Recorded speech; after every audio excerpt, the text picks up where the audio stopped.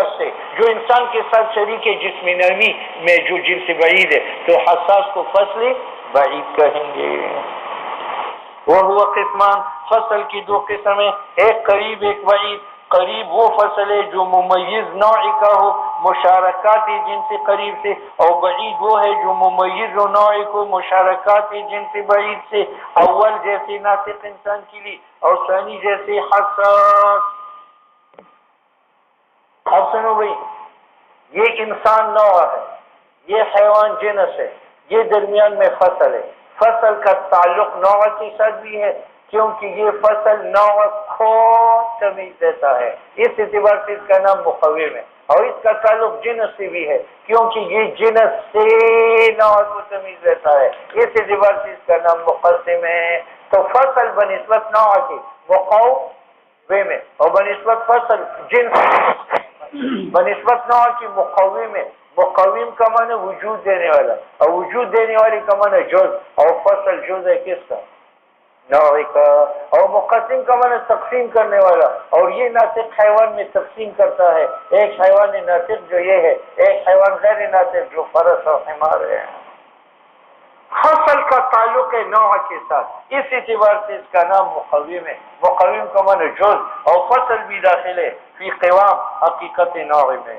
ونسبت الی الجنس، اور اس کی ایک نسبت ہے جنس کی طرف، اس کا نام مقسم ہے کیونکہ فصل تقسیم کند جنس را ویحصل قسما ویحصل قسما له، اور حاصل کرتے قسم جنس کے لیے جیسے ناطق.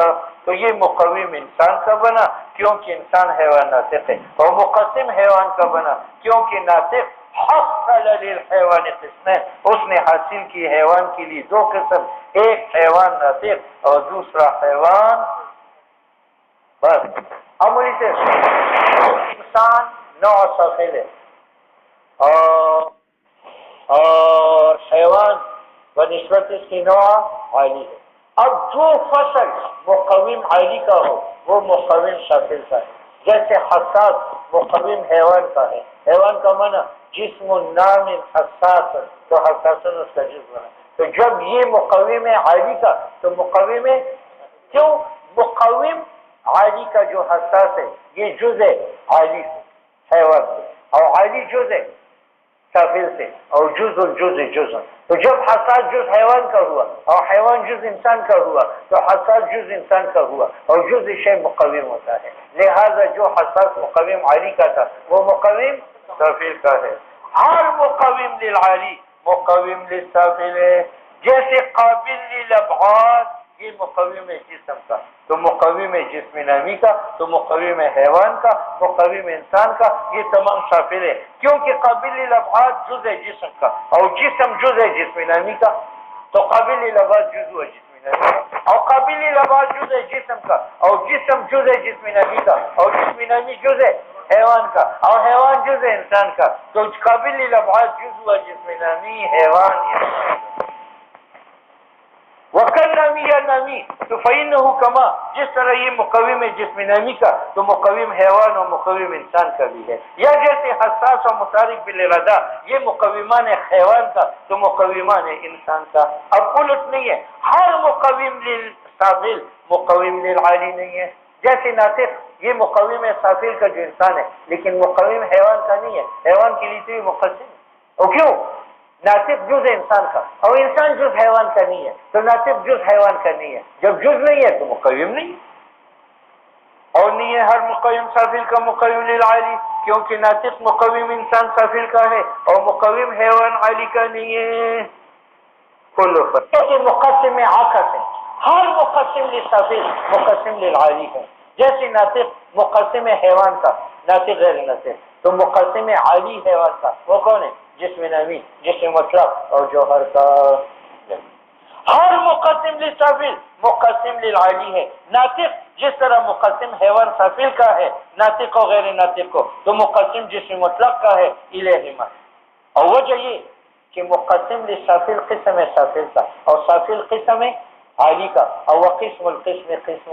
ناطق مقسم حیوان کا تو قسم حیوان سے بنا، اور حیوان قسم ہے جسم نامی کا تو ناطق قسم ہوا جسم نامی کا تو مقسم بنا.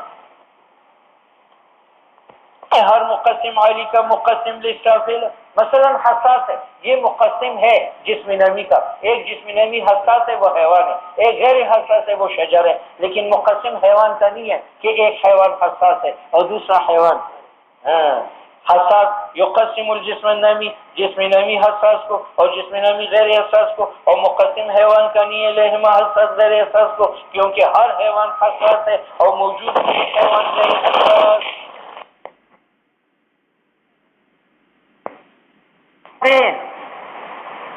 الخاصہ، مصنف نے کلیات ذاتیہ کا ذکر کیا، ایک جنس، ایک نوع، ایک فصل۔ اب کلیات عرضیہ کا ذکر کرتا ہے، ایک خاصہ ہے اور ایک عارضی عام ہے۔ خاصہ اس کلی کا نام ہے جو اپنے افراد کی ماہیت سے خارج ہو، ایک، اور ایسے افراد پر محمول ہو جو ایک نوع ہے، جیسے زاہد۔ تو زاہد کے افراد کون ہے؟ زید، عمر، بکر، خالد۔ ہاں، اس میں دونوں قید ہے، یہ ان افراد کی ماہیت سے خارج بھی ہے، ان کی ماہیت کیا حیوانی نت ہے اور ظاہر خود سے خارج ہے، اور یہ ظاہر محمول ہے ایسے افراد پر جو ایک انسان کے افراد ہیں۔ بات سمجھ رہے؟ ہاں، تو خاصہ اس کلی کا نام ہے جو اپنے افراد کی حقیقت سے خارج ہو، ایک، اور ایسے افراد پر محمول ہو جو تحت نوعین واحد ہو۔ الکلی الرابع، چوتھی کلی الخاصہ وہو کلی، یہ وہ ذاہق ہے، خارج جو خارج ہے عن حقیقت الافراد، افراد کی ماہیت سے، ایک قید، اور محمول علی افراد، محمول ہو ایسے افراد پر جو واقع ہو تحت حقیقت فقط، جیسے ذاہق للانسان۔ تو دیکھو ذاہق کے افراد زید، عمر، بکر ہے، ان افراد کی حقیقت سے ذاہق خواہ، کیونکہ ان افراد کی حقیقت کیا ہے؟ حیوانی، تو ظاہر تو ان میں نہیں ہے۔ اور جتنے افراد پر ظاہر بولا جاتا ہے وہ ایک انسان کے افراد ہے یا حمار کی بھی ایک ہے، یا کاتبن، تو کاتبن کے افراد کون ہے؟ زید، عمر، بکر، اور کاتب ان کی حقیقت سے خارج بھی ہے، ان کی حقیقت حیوانات سے کاتب خارج ہے، اور کاتب جن افراد پر محمول ہے وہ افراد ایک انسان کے ہیں۔ الخامس من الکلیات العرض العام، پانچویں قسم کلیات میں سے عرض عام وہ کلی ہے جو اپنے افراد کی حقیقت سے خارج ہو، لیکن جن افراد پر وہ محمول ہو وہ ایک حقیقت کے نہ ہو بلکہ حقائقی، جس طرح مشیون، تو مشیون کے افراد کون ہیں؟ زید اور حمار، دونوں مشیون، اور دونوں کی حقیقت سے یہ خارج ہے، زید کی حقیقت ہے ناطق اور حمار کی حقیقت ہے حیوانی، نہ ایک، دونوں سے جو ہے مجھ سے مشیون خارج ہے، ٹھیک ہے، اور یہ مشیون محمول ہوا زید اور حمار پر، اور زید اور حمار ایک نوع کے افراد ہے یا دو نوع؟ زید نوع انسانی کا فرد ہے اور حمار نوع حماری کا فرد۔ خامس، پانچویں قسم کلیات میں سے عرض عام ہے، وہ الکلیو، یہ وہ کلی ہے جو خارج ہو حقیقت افراد سے اور محمول ہو اوپر افراد حقیقت واحدہ کی بھی، وہ علی غیرہا، اور حقیقت علاوہ کی بھی، کل ماشی، یہ محمول افراد انسان پر بھی اور افراد فرد پر بھی۔ وَإِذَا عَلِمْ، جب آپ نے، وَإِذْ قَدْ عَلِمْتَ، جب آپ نے پہچان لیا ما ذکرنا سے کہ کلیات پانچ ہے، ایک جنس ہے، دوسرا نوع ہے، تیسرا فصل ہے، چوتھا خاصہ ہے، پانچواں عارض عام ہے، تو اس قد علمتا نفعلم کہ ثلاثہ اول، جنس، نوع، فصل، اس کو ذاتیات کہتے ہیں، کلیات ذاتیہ، وَيُقَالُ لِلْأَخِيرَيْنِ، اور خاصہ عارض عام کو عارضیات کہا جاتا ہے۔ بات سمجھ؟ اب دیکھو کلی ذاتی کی دو تعریفیں، ایک کلی ذاتی کی تعریف یہ کہ وہ خارج نہ ہو اپنے افراد سے، تو پھر عام ہے، اور عین ہو جیسے نوع، یا جز ہو جیسے جنس اور فصل، تو ذاتی کی یہ تعریف جنس، نوع اور فصل تینوں کو شامل، اور ایک ذاتی کا معنی یہ کہ وہ جز و حقیقت افراد ہے، تو جز اپنے افراد سے صرف جنس اور فصل ہے، نوع جز نہیں ہے، نوع عین۔ وقد يختص، اور کبھی خاص کیا جاتا ہے ذاتی بالجنس والفصل فقط، ولا يطلق على النوع بهذا الاطلاق لفظ ذاتی العرض۔ کھلی عرضی کی دو قسم ہے، ایک خاصہ اور ایک عرضی۔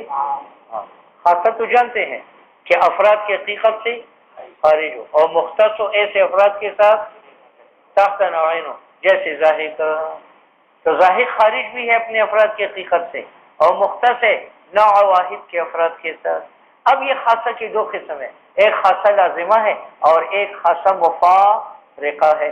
خاصہ لازمہ وہ ہے جس کے انفکاک اپنے افراد سے ناممکن، جیسے زاہد بالقوہ، یہ خاصہ لازمہ ہے ہمارے لیے، کیونکہ زہد بالقوہ ہم سے منفک ہو سکتا ہے نہیں۔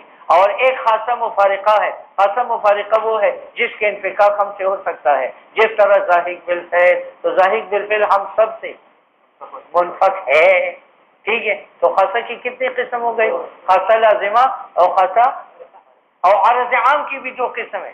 عرض عام کی تعریف تو معلوم ہے کہ افراد کی حقیقت سے خارج ہو اور نوع واحد کے ساتھ مختص نہ ہو، جیسے مشیون۔ تو عرض عام کی بھی دو قسم ہے، ایک عرض عام لازم اور ایک عرض عام مفارق۔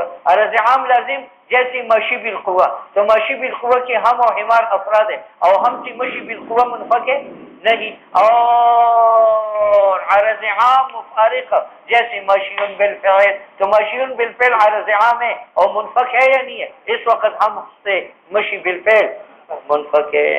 سنو،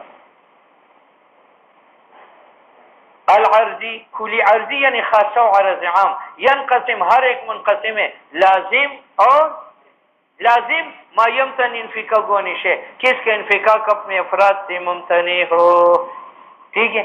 عمل سے اس لازم کی دو قسم ہے، ایک لازمی ماہیت، ایک لازمی اور ایک لازمی وجود۔ لازم اما بالنظر الى الماہیت، جس طرح زوجیت لازم ہے اربعہ کے ساتھ، لیکن اربعہ کی وجود کے ساتھ فقط نہ، ماہیت کے ساتھ۔ اربعہ کی ماہیت کیا ہے؟ منقسم الی، اب منقسم الی متساویین کے ساتھ زوجیت لازم ہے، خواہ منقسم الی متساویین اربعہ میں ہو، ثمانیہ میں ہو، عشرہ میں ہو، ٹھیک ہے یا نہیں؟ یا فردیت لازم ہے ماہیت ثلاثہ کے ساتھ۔ ماہیت ثلاثہ کیا ہے؟ غیر منقسم الی متساویین، خواہ وہ 3 کے ضمن میں ہو، 5 کے ضمن میں ہو، 7 کے ضمن میں ہو، کیونکہ انفکاک زوجیت کا اربعہ سے اور فردیت کا ثلاثہ سے محال ہے۔ وَإِمَّا بِالنَّظَرِ إِلَى الْوُجُودِ، یا وہ لازم ماہیت کا نہیں ہوگا، لازمی جس طرح سواد لازم ہے ماہیت حبشی کے ساتھ نہیں، ماہیت حبشی تو انسان حیوان ناطق ہے، ہاں، اور وہ تو اسود نہیں ہے بلکہ وجود کے ساتھ۔ انفکاک سواد کا وجود حبشی سے مستحیل ہے، لا عن ماہیتی ہی، کیونکہ ماہیت حبشی کا انسان ہے اور ظاہر ہے کہ سواد لازم نہیں ہے انسان کے ساتھ۔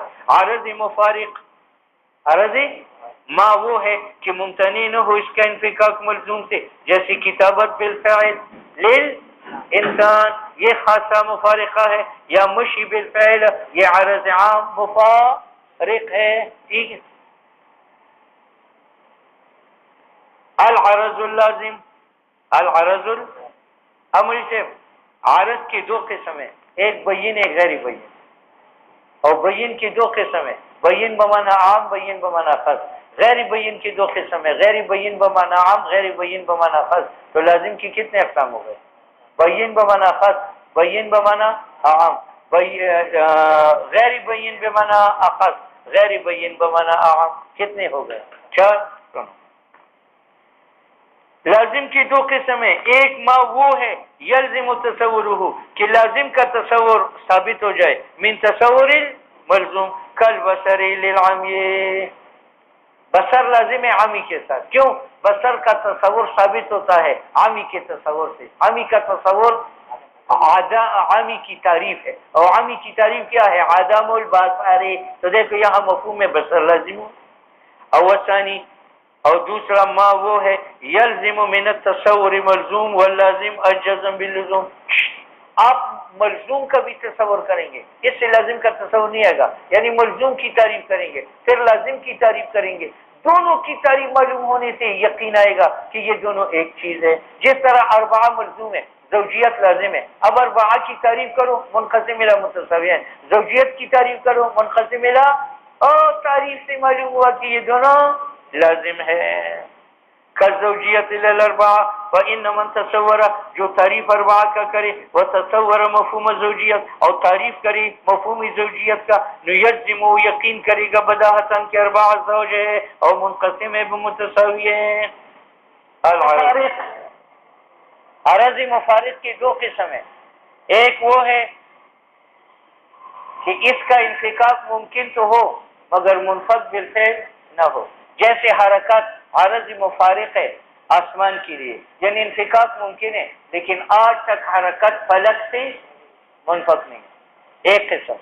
دوسرا یہ کہ انفکاک ممکن بھی ہو اور منفک بھی ہو، اس کی پھر قسم ہے، ایک یہ کہ سرعت کے ساتھ منفک ہو اور ایک یہ ہے کہ بطوع کے ساتھ منفک ہو۔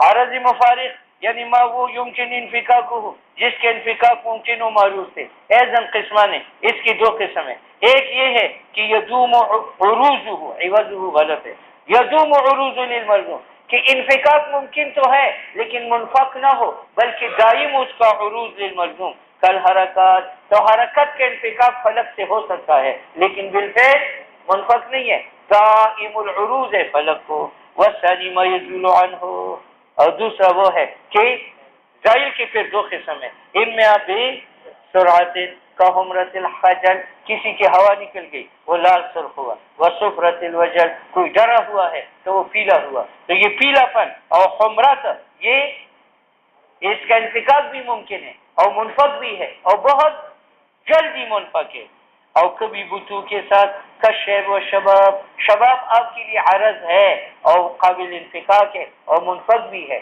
لیکن آن میں منفک ہے یا حصہ ہے، اسی طرح بڑھاپا۔ فصل فی التعریفات، بھائی صاحب 5 کلیات کو بیان کیا، جنس، نوع، فصل، خاصہ، عرض عام، اب ان کی ملانے سے تعریف بنی، اور تعریف کی 4 قسم ہے، حد تام، حد ناقص، رسم تام، رسم ناقص۔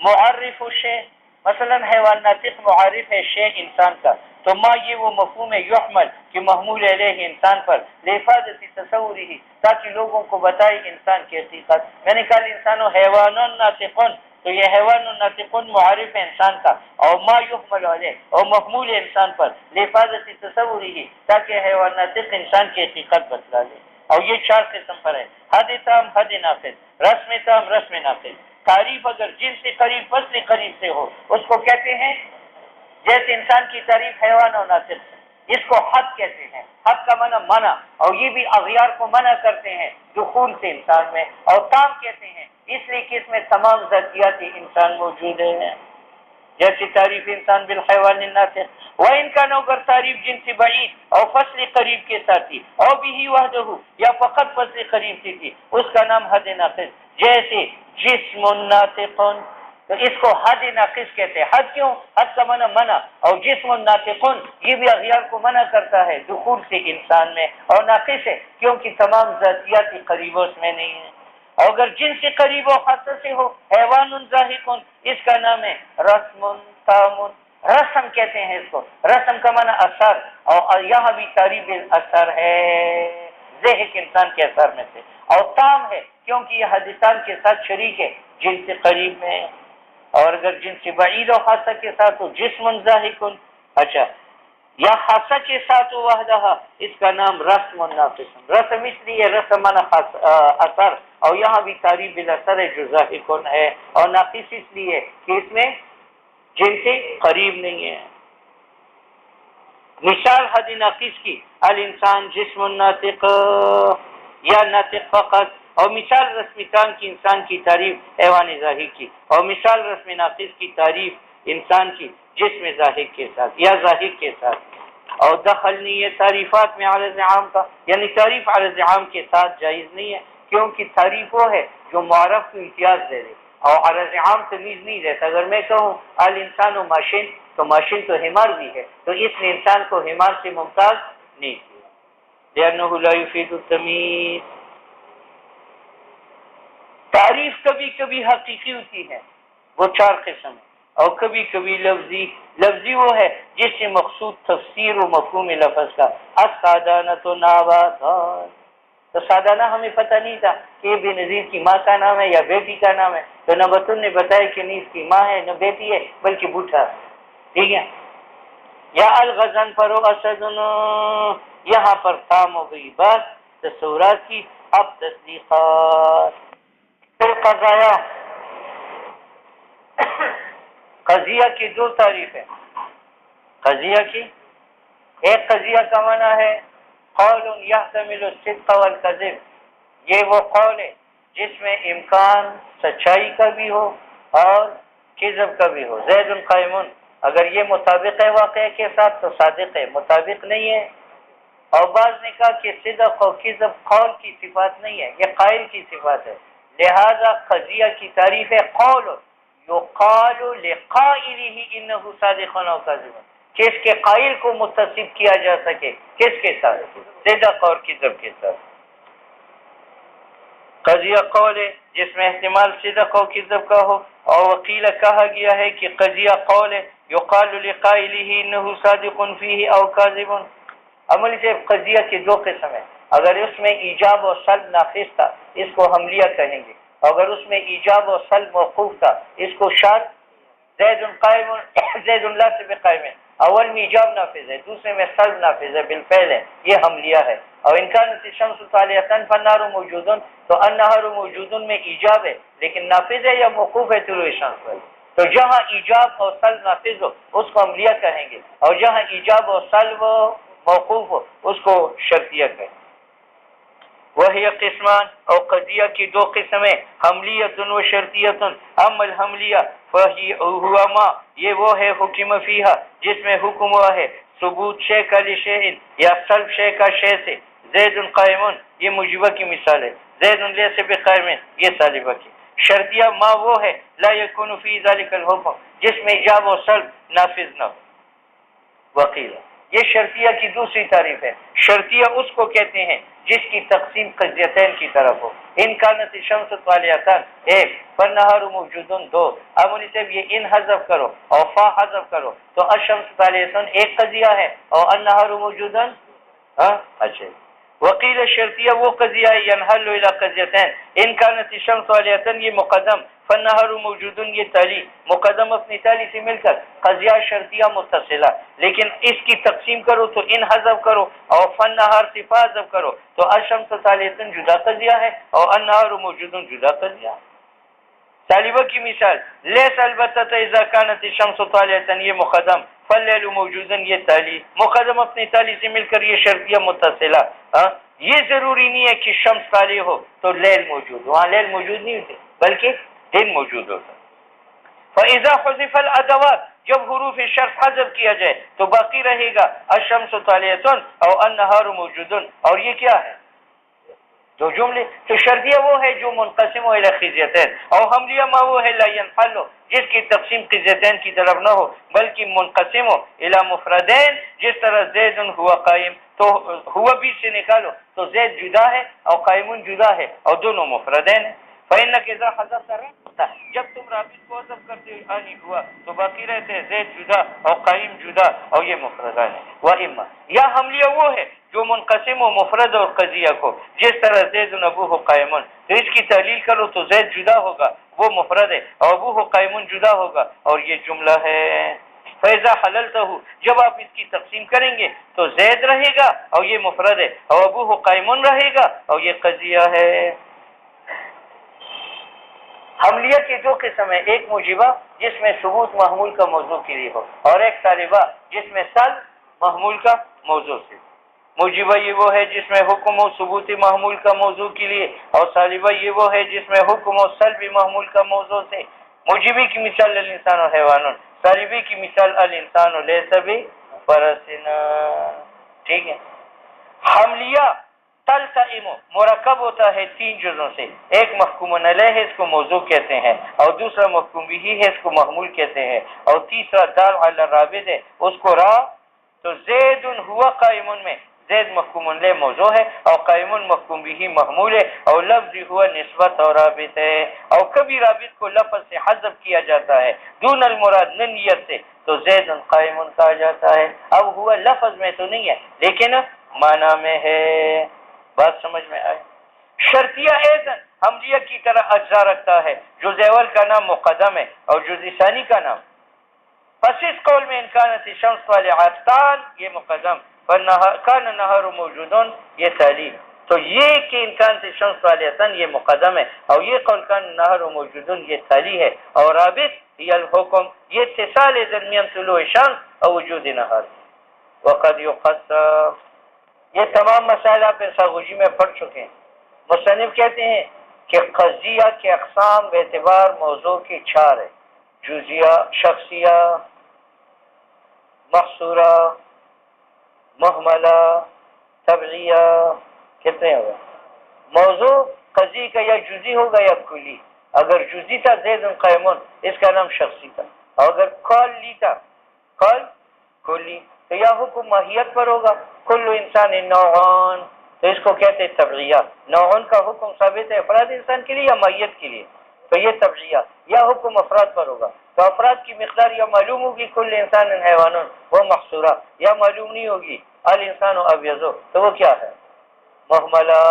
تو قضیہ کی اقسام بے اعتبار موضوع کی 4 ہے: شخصیہ، تبعیہ، محصورہ اور محملہ.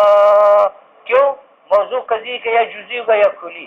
اگر جزی تھا شخصیہ زید قائمون، موضوع زید ہے، زید جزی ہے، تو یہ شخصیہ ہے. اور اگر کلی تھا تو یا حکم ماہیت موضوع پر لگے گا، جیسے کل انسان نوعن، تو نوعن ثابت ہے ماہیت انسان کے لیے، یہ تبعیہ. یا حکم ہوگا افراد پر، تو یا مقدار افراد معلوم ہوگی تو وہ محصورہ، کل انسان حیوان، کل انسان کاتب. اور یا مقدار معلوم نہیں ہوگی تو وہ محملہ. ٹھیک ہے. الانسان ابیض، پتہ نہیں بیاض کتنے افراد انسانی کے لیے ثابت. وقت تو قسم القضیہ، کبھی قضیہ کی تقسیم ہوتی ہے بے اعتبار موضوع کے. تو موضوع اگر جزئی تھا اور شخص معین تھا تو قضیہ کو شخصی اور مخصوصہ کہا جائے گا، جیسے زید قائمون. اگر جزئی نہیں تھا بلکہ کلی تھا، اچھا جی، بلکہ کلین، آگے بڑھ کہتی نفل قضیت طبعیت، جیسے الانسان نوع، تو نوعن کا حکم ثابت ہے ماہیت انسان کے لیے. اور الحیوان جنسن، جن ثابت ہے کس کے لیے؟ ماہیت حیوان کے لیے. اور اگر حکم افراد پر تھا پھر خالی نہیں ہوگا. اما یکون کمیت الافراد، یا افراد کی مقدار مبیناً معلوم ہوگی، او لم یکن، یا بیان نہیں ہوگی. فإن بوینا، اگر بیان ہو چکی تھی کمیت الافراد، مقدار افراد کی، تو قضیہ کو محصورہ کہتے ہیں، جیسے کل انسان حیوان اور بعض الحیوان انسان. وإن لم يبین، اگر بیان نہیں ہوئی تھی مقدار افراد، تو قضیہ کو محملہ کہتے ہیں، جیسا الانسان فی خسر الا التبلیغیون. ٹھیک ہے. اب قضیہ کی اقسام بے اعتبار موضوع کی 4 تھی، ان میں سے قسم محصورہ تھا. محصورہ کی 4 قسمیں: موجبہ کلیہ، موجبہ جزیہ، سالبہ کلیہ.